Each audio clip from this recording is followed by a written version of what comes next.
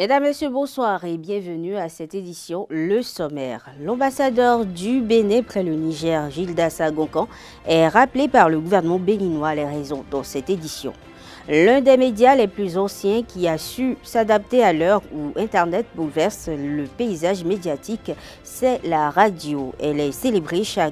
Sa journée est célébrée chaque 13 février dans le monde entier. Ce jeudi, des professionnels des médias parlent de l'importance de la journée mondiale de la radio. La Saint-Valentin, généralement fêtée le 14 février, est considérée dans de nombreux pays comme la fête des amoureux. Dans cette édition, l'origine de cette célébration, selon l'Église catholique, est livrée.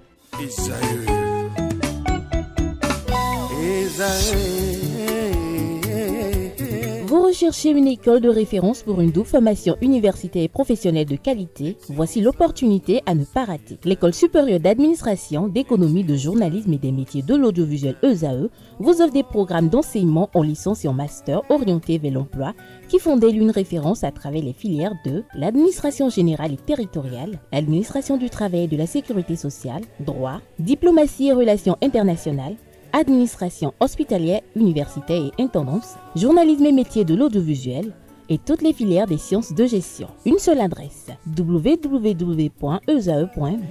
Rendez-vous dès maintenant sur nos campus ESAE Bedjromende au numéro 90 93 65 21 ou au numéro 98 98 14 00. Paracourt sur le numéro 52 46 12 12. Aboumé-Calavi au numéro 52 88 44 44. Akpakpa au numéro 52 88 33 33. ESAE, l'excellence a un nom.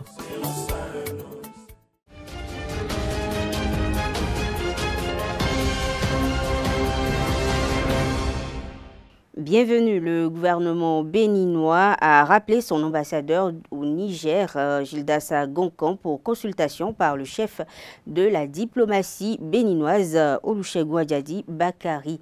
Il est attendu ce jeudi 13 février à Cotonou où il sera reçu par le ministre de tutelle. Ce rappel fait suite aux déclarations de Agoncan, jugées non conformes à la ligne officielle de Cotonou. Selon les informations parvenues à Africao, un média de la place, des propos tenus par ce dernier devant les étudiants de l'Institut international de santé Koubéni ont suscité un mécontentement au sein de la hiérarchie à Cotonou. À cet effet, l'ambassadeur Agoncan a, au nom de tous les Béninois, des autorités aussi, demandé pardon au peuple nigérien parce que nous sommes des frères, a-t-il dit.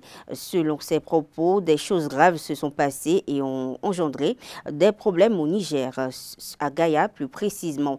Et cette déclaration est en contradiction avec la posture officielle de Cotonou selon des critiques.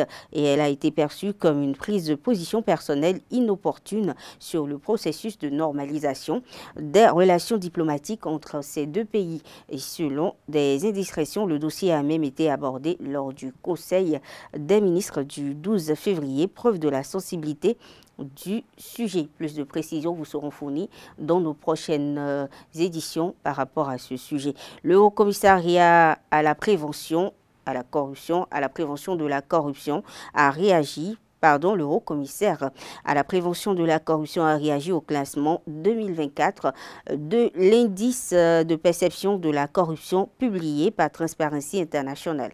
Il a salué les avancées du Bénin qui se positionne à la 69e place mondiale sur un score de 45 sur 100 et au 7e rang en Afrique. Il l'a fait savoir à travers un communiqué officiel en date du mercredi 12 février 2025. Convaincu que la lutte contre la corruption est un combat de longue haleine, le HCPC a appelé à une vigilance accrue et l'implication de tous les citoyens béninois. Il a réaffirmé son engagement à poursuivre ses efforts pour prévenir et réprimer toute forme de corruption, pour consolider les acquis obtenus et renforcer la confiance des populations dans les dans les institutions. Le 13 février 2025 marque une édition spéciale de la Journée mondiale de la radio placée sous le signe du climat avec pour thème radio et changement climatique. Cette journée constitue une opportunité unique pour les radios de renforcer leur engagement en faveur du climat, d'échanger sur les meilleures pratiques et de sensibiliser des millions d'auditeurs à travers le monde. Au micro de Nasserine Fatoumbi et de Francis Fahmi, Didier Samson, ancien journaliste, nous édifie sur l'importance de cette journée. C'est un média qui entame donc sa 200e année, ça fait bon, mais c'est très bien, une histoire initiée seulement depuis 2011, donc c'est pas très vieux, et c'est pour permettre aux gens de mieux regarder la radio, de la regarder autrement, de la voir autrement, ce qui permettrait de l'écouter autrement. Ailleurs, les radios évoluent. La presse évolue en général, mais à une vitesse vertigineuse. Les choses évoluent normalement.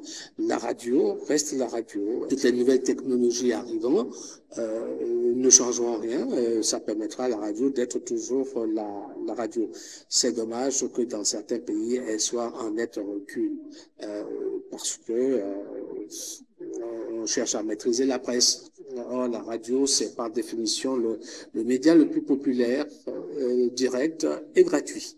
La radio, c'est le média direct, c'est le média populaire et gratuit qui informe. Donc, le dérèglement climatique qui intéresse davantage les populations, la radio va les informer. Vous savez, quand on écoute la radio, qu'est-ce qu'on dit? Ah, je l'ai entendu à la radio, comme si c'était une vérité absolue. Et donc, il faut profiter de ce moyen-là pour donner des informations et expliquer aux populations. En cela, les radios communautaires, les radios rurales sont très importantes et vont véhiculer des informations vers les populations qui ne sont pas urbaines, les populations rurales, pour qu'elles sachent s'adapter. Et puis, le message est direct, c'est même en spot publicitaire. Et les jeunes qui sont pas très enclins aux médias, mais plutôt aux réseaux sociaux, ils y trouveront également des émissions de radio. Aujourd'hui, on fait des podcasts, on fait des petites capsules comme ça, des petits modules, etc. Tout ça permet de s'adapter et la radio au service des causes sociales, sociétales, etc. C'est tout à fait sa mission. On parle de mémorandum dans cette édition. Le Bénin a signé ce 12 février un mémorandum avec le Royaume d'Arabie Saoudite sur marge des travaux de la 13e conférence des ministres de la culture du monde islamique qui se tient les 12-13 février 2025 à Jeddah. Cet accord vise essentiellement à promouvoir la coopération et les échanges culturels, y compris ceux liés au domaine du patrimoine, des musées, des films, du cinéma et des arts de la scène, de la mode, de la musique, des arts culinaires, des arts visuels, etc. En se proposant d'offrir une plateforme dynamique à travers le projet de construction à Cotonou d'un centre culturel arabe qui a inspiré chez le président Patrice Talon un futur partenariat culturel avec l'actuel président de l'Institut du monde arabe. Le Bénin souhaite mieux faire découvrir aux populations de l'Afrique des facettes culturelles méconnues d'une part, mais également fluidifier désormais les échanges interculturels avec le monde arabe et en les rendant plus dynamiques et plus fructueux, a soutenu le ministre Jean-Michel Abimbola, ministre de la Culture au Bénin, dans son intervention à cette session des ministres de la Culture du monde islamique. Abimbola a également profité de l'occasion pour mettre en avant les efforts considérables du Bénin pour faire de la culture un levier essentiel de développement socio-économique. On parle de la Saint-Valentin à présent. Célébrer le 14 février, c'est une occasion pour les couples de montrer leur affection mutuelle. Au Bénin, cette fête est de plus en plus populaire et considérée. Certains embrassent la célébration avec enthousiasme, tandis que d'autres préfèrent des expressions d'affection plus modestes ou choisissent de ne pas participer aux festivités du tout. Des propos recueillis par Jesougo Ben. La fête de Saint-Valentin, pour moi, c'est la fête de l'amour, comme on le dit et comme cela se constate, bien entendu. Et quand on parle d'amour, ce qu'il faut savoir, ce n'est pas que la première connotation que nous donnons à cette fête-là, non. Que ce soit l'amour filial, l'amour agapé, l'amour maternel et que sais-je encore, toutes les formes d'amour, bien entendu. Et ceci étant, ce jour-là peut être, bien entendu, l'occasion d'offrir un cadeau à sa mère, d'offrir un cadeau à son ami, d'offrir un cadeau à son père, à son petit ami ou à sa petite amie. Donc, ce n'est pas exclusivement réservé au couple, à ceux-là qui vivent une relation sentimentale. Non, pas forcément. Moi, je ne sais pas si forcément la Saint-Valentin consiste forcément à donner des cadeaux aux gens. Ou aujourd'hui, on voit que si quelqu'un a une copine, c'est le 14 février là qu'on achète des cadeaux pour offrir à quelqu'un. Sinon, le vrai sens de Saint-Valentin, ce n'est pas ça que nous fêtons aujourd'hui. Ça devrait être quand même une journée dédiée à la célébration de l'amour sous toutes ses formes. Ça peut être fraternel, ça peut être amical, ça peut être, voilà, disons, toute personne qui déjà éprouve une affection pour l'autre peut l'exprimer ce jour-là. Mais en fait, moi, personnellement, c'est quelque chose qui ne m'intéresse pas trop parce que je me dis, est-ce que c'est seulement ce jour-là qu'il faut choisir pour exprimer ses sentiments ou ses relations ou ce qu'on a d'affectif à quelqu'un? Non, tous les jours est donné pour ça. Je te vois, si j'ai une affection pour toi, si je pense qu'entre toi et moi, il n'y a pas d'antinomie, il n'y a pas des choses qui créent un clivage entre nous. Pourquoi ne pas te dire, écoute mon gars, tu es bon, ma soeur, tu es bien, et puis voilà, si on a des choses à partager ensemble, si c'est un repas, si c'est une boisson ou quelque chose, on va partager, et ça s'arrête là. Moi, je ne me donne pas, voilà, souvent à ce qui consiste, par exemple, à dire, tu sais, aujourd'hui nous sommes le 14 février, voilà, c'est la Saint-Valentin, je dois t'offrir un cadeau, je dois te... Non, non, non, moi, je ne me limite pas, je ne me donne même pas à ça. Normalement, cette fête concerne les mariés, en fait, parce qu'un jeune qui n'a pas encore, qui n'a pas de boulot, qui n'a pas de femme, en plus, c'est une question d'amitié.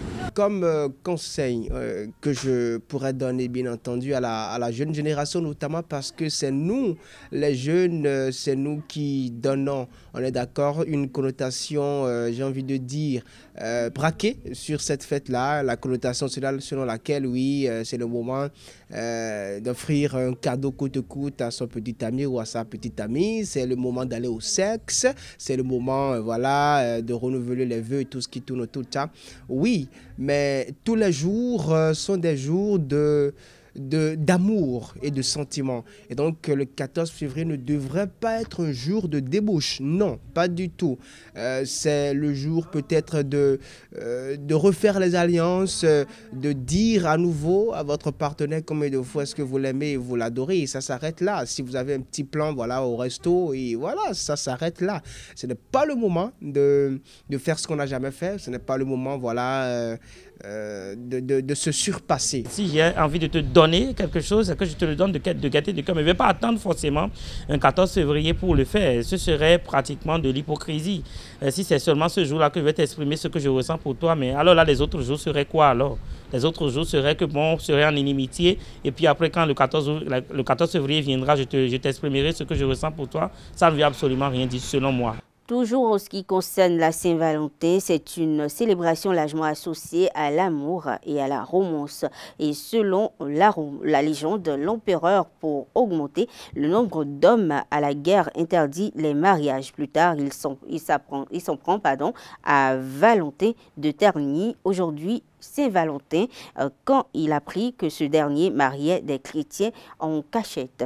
Dans l'élément à suivre, Anissé Yanvi, prêtre de l'Église catholique et directeur de la cellule de communication de la conférence épiscopale du Bénin, retrace les origines de cette célébration au micro de Nasserine Fatoumbi et Francis Fahmy.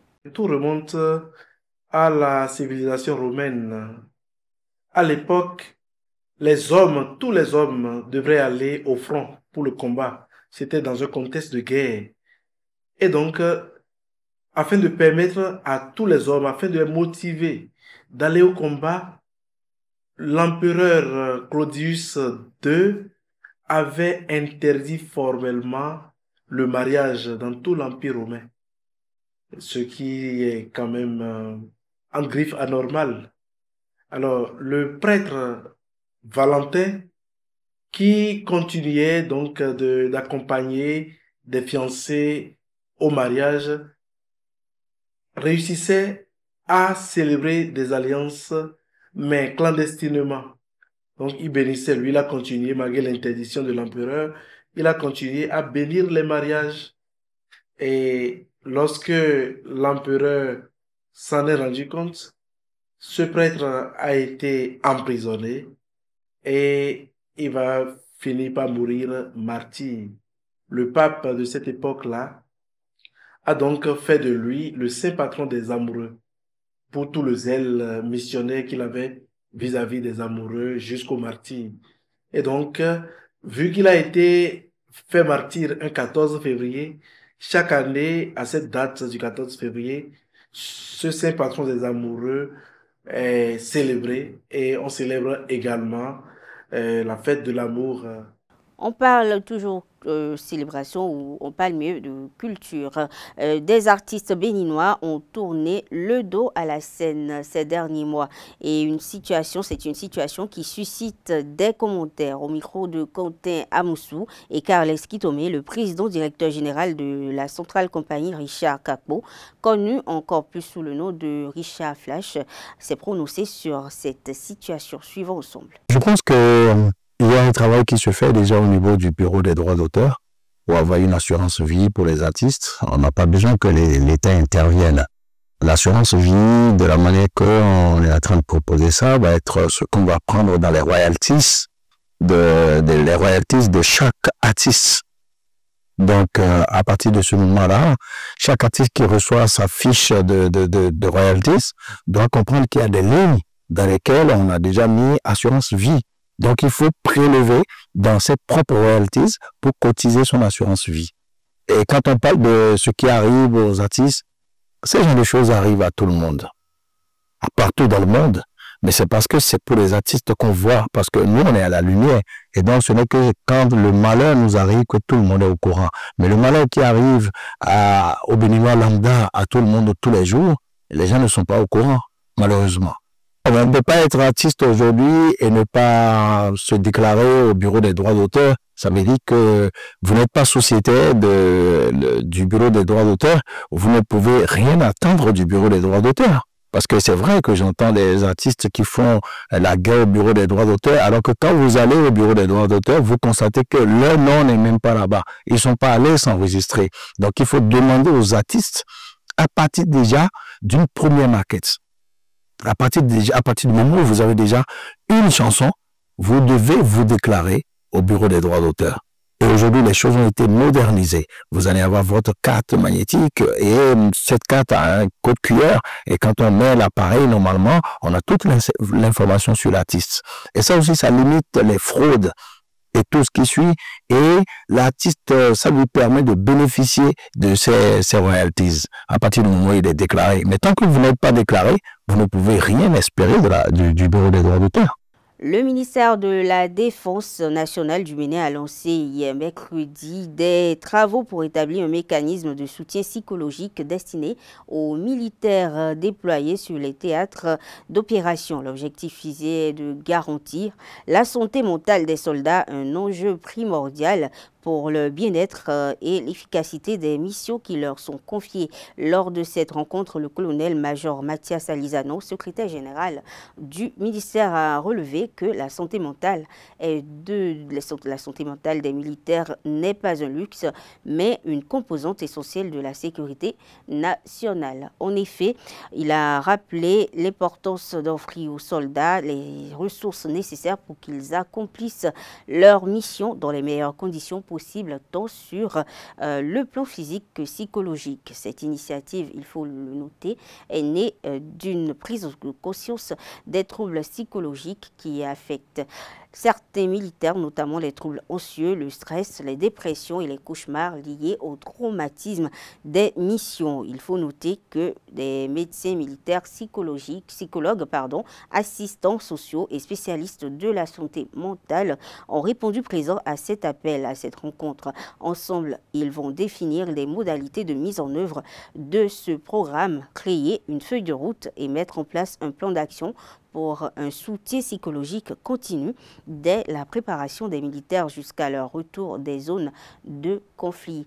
On parle à présent d'actualité hors de nos frontières. L'interdiction des puffs cigarettes électroniques jetables, parfumées et peu chères en vogue, notamment chez les jeunes, a été définitivement approuvée par le Parlement français ce jeudi 13 février. La France deviendra ainsi le deuxième pays européen après la Belgique qui a interdit la commercialisation des puffs sur son territoire avec ce texte interdisant la vente et la distribution en France des dispositifs pré-remplis avec un liquide et ne pouvant être remplis à nouveau qu'ils disposent ou non d'une batterie rechargeable. Autre information hors de nos frontières, le chef des rebelles Houthis au Yémen a menacé ce jeudi de reprendre les attaques contre Israël et la navigation en mer Rouge en cas de déplacement forcé des Palestiniens de Gaza. Nous allons intervenir par des tirs de missiles et de drones et des attaques maritimes si l'Amérique et l'Israël mettent à exécution leur plan consistant à déplacer de force les Gazaouis, a déclaré Abdelmalek Al-Houthi dans un discours télévisé. Sport dans cette édition, la phase retour du championnat national, la Ligue professionnelle du football béninois prend son envol ce week-end. À l'occasion, plusieurs affiches sont au programme sur les différents stades. Le point avec Anaël Dou. La phase retour de la Ligue professionnelle de football du Bénin va prendre son envol ce week-end. Au total, 17 rencontres sont prévues, dont 9 dans la poule A et 8 dans la poule B. Du côté de la poule A, les Buffles du Borgou vont croiser les crampons avec les Panthères de Djougou. Rodio sera l'hôte de l'Autopopo. Le leader de la poule, les Cavaliers de Niki, vont recevoir Bani Gansé. Real Sport et Damissa Football Club seront à Ouessé pour tenter de remporter les 3 points de leur match. Abeille Football Club sera face à Beke Football Club. Boa FC et Takouné vont s'opposer à Bembereke. Actuel deuxième, Dynamo d'Abomey se déplace chez Dynamique Football Club à Atchoukouma. À Parakou, Espoir va tenter d'arracher les 3 points de la partie face à Dynamo de Parakou. Le vice-champion en titre se déplace à Boycon pour affronter Tonnerre Football Club. Du côté de la poule B, le choc de la journée sera entre l'USS Kraké et les Dragons de Louémé. Leader de la poule, les Dragons de Louémé vont tenter de conforter leur première place face à une équipe de USS Kraké, actuelle 3e. Du côté d'Avrancou, Sobemap Football Club va accueillir Aspac Football Club. Les manutentionnaires passent au portuaire. Sitatunga Football Club va recevoir l'AS Cotonou. L'AS Police, par contre, sera l'hôte de la jeunesse sportive de Pobé. Requin Football Club se déplace à René-Pleven pour affronter Aziza Football Club. Adidja accueille à Tofor l'association sportive de la vallée de Louémé, ASVO. Le champion en titre Coton Football Club se déplace à Kétou pour affronter la Jacques. Avrancou Omnisport et Étoile Filante vont s'opposer à Avrancou. La jeunesse sportive de Ouida, suspendue et reléguée en Ligue 3, permet à Aïma Football Club d'être au repos. L'équipe nationale féminine des moins de 17 ans de football du Bénin a perdu son premier match test de préparation contre Dynamique FC, club de D1, ce jeudi matin. Depuis lundi, les filles de Ida Azonsou affûtent leurs armes pour le deuxième tour des éliminatoires du mondial U17 2025. Les Amazones cadettes vont accueillir les Congolaises de la RDC le 9 mars en match aller. Le match retour est prévu pour une semaine plus tard et c'est ce qu'on peut retenir en bref de cette information. Merci de l'avoir suivi. Nous sommes à la fin de cette édition. Très belle soirée à toutes et à tous.